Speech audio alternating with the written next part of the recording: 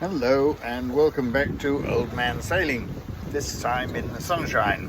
It is a memorable day, in fact. The first day I've had my shirt off since somewhere on the other side of the Atlantic, about heaven knows how long ago. But we are 55 miles north of a little island called Porto Santo, off Madeira, where I shall be arriving sometime in the middle of the night. In the meantime, I am thoroughly enjoying life in my favourite corner of the cockpit. Now, this little corner at the back end of the cockpit is somewhere I have not been able to use ever since I've had the boat. And that is because I used to have the Aries wind vane self-steering, which had two steering lines going right across the cockpit, and they went to these blocks over here and to the tiller in the middle and all the way back to the other side. So you could not use the whole of the aft end of the cockpit. It was just out of bounds. Well, not anymore, because you see the Hydrovane uses its own rudder. So the ship's rudder is in normal weather pretty much redundant. I just push it up out of the way. And in stormy weather, of course, you can put it down and put the autopilot on.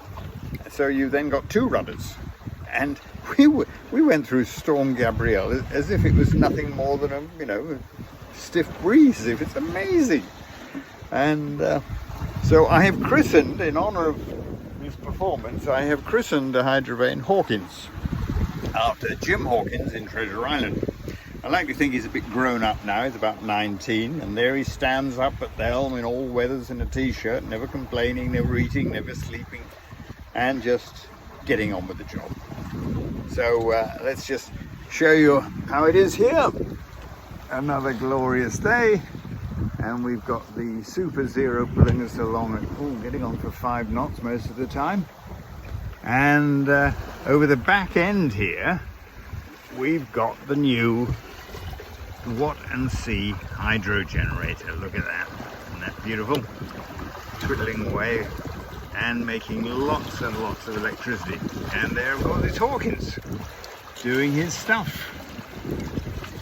People said, if you get yourself a Hydrovane, you'll never regret it. And you know what? I don't think I will. It is quite the most fantastic bit of kit I think I've ever had on the boat. So, we'll be there tonight. Breakfast ashore tomorrow, I think. And I've got a blog which I've actually written, amazingly. And I'll publish that just as soon as I get back on the normal Starlink signal. And tell you all about it.